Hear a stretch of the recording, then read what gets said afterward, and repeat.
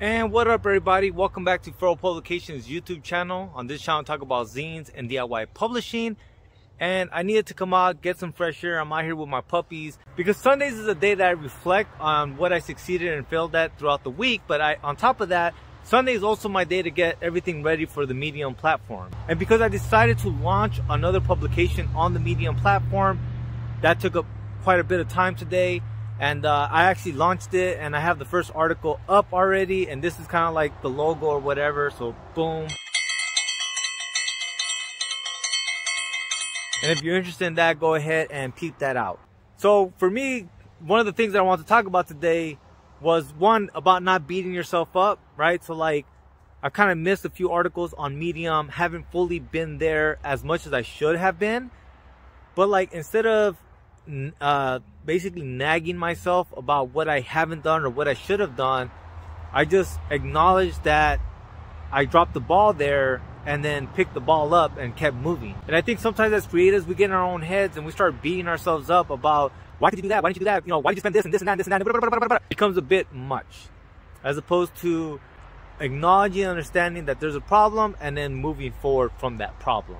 I'm not too sure when it's going to go up. I'm not sure if Craig's is going to go first or I'm going to go first. Regardless of which, this week there will be an article on ZNN from me.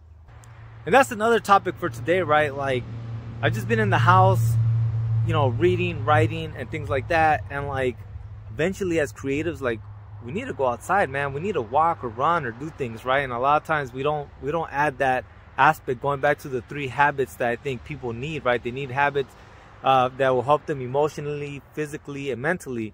And man, I know after being cooped up on the keyboard all day, I needed to come out here and fucking breathe some air. But after that, let's get some coffee and we'll do that zine review right now. Although I rarely feel like I qualify, for all intents and purposes, I'm a human person. But I also struggle with emotional abuse every day of my life. It's not flashy or exciting. There's no physical bruises to show you. I haven't been locked in a cage. There aren't trendy movements or celebrities advocating for a better understanding of it. Are there? Please direct me to them. It still sucks though. I've been trained to hide my feelings and doubt nearly all of the important decisions that I make, and unimportant ones as well. Whether the source of these issues is present or not, the thought of what they could say to me can make me physically ill or derail my entire day. Self-loathing has naturally developed because my real self is not acceptable. So I live with this, and as such, I have some thoughts that I'd like to share with you. There are few things that I know better than emotional abuse. And that was the intro to this zine right here called I Know You Better Than You Know Yourself by Eric Sobel. Eric is a cartoonist. I reviewed a lot of the mini comics that he sent me, a lot of the one-page comics. And this one I didn't review when I did these large reviews of his work because, man, is this zine very, very heavy, very, very deep. The topics that are discussed in here, for me personally, is something that I haven't dealt with. But this zine right here is a very, very powerful first-hand account of emotional abuse, of gaslighting, of people trying to destroy your inner self, which is probably the truest form of yourself. Like I said, like, I haven't personally dealt with this, but my loved ones and friends and family, I feel like they have dealt with this, and I feel like this has helped me understand, you know, the things that they've gone through. There's a section in this that he mentions how even when you reach out to your friends, they look at you like you're crazy, and they thus perpetuate kind of the abuse and the gaslighting.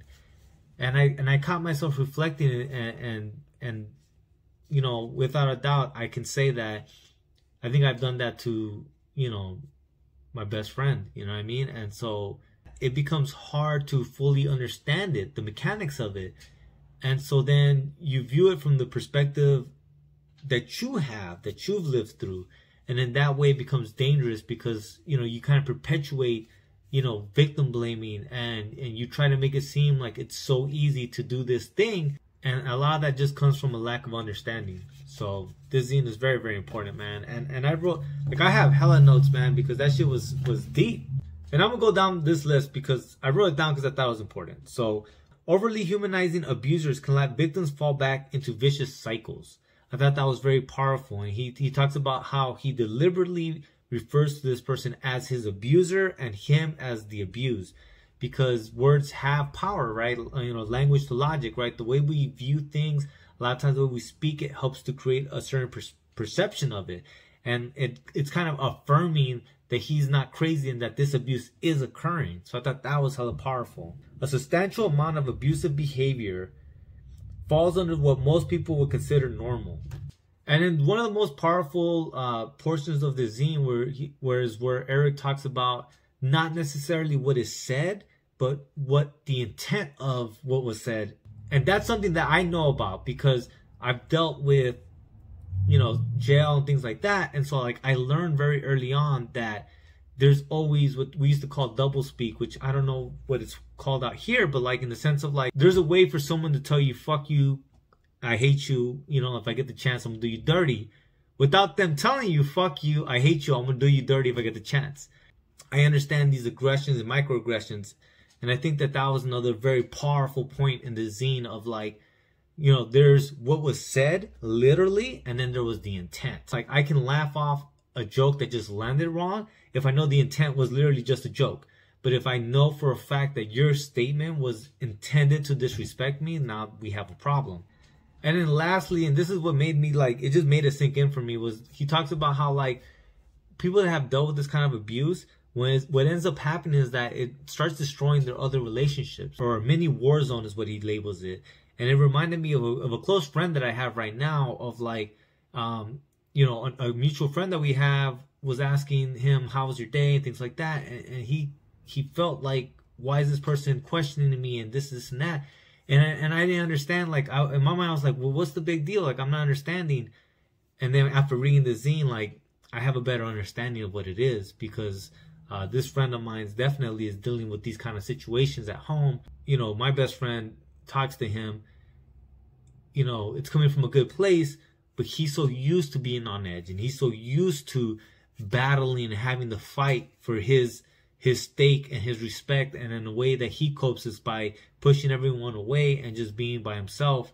That, like I said, like one of the long-lasting damages that Eric talks about, which like I've seen firsthand, is this thing that occurs of like, it not only steals away who you are, but it also steals away who you could be. And it doesn't only destroy that relationship between you and your abuser, but it kind of destroys the relationships you would otherwise have that would be healthy and beneficial to you as a person, as a being. It's really well written. It's hella deep. Like I said, someone from like me, that I haven't dealt with this personally, it was hella enlightening. I have a better understanding, a better grasp on what some of my friends and family are going through, have gone through, and some dilemmas that they're facing, and it helps me understand how I can help them and how I can, I guess, not be part of the problem. Alright, guys, thank you so much for watching. Please like, share, and subscribe, and I'll see you guys tomorrow. Lates.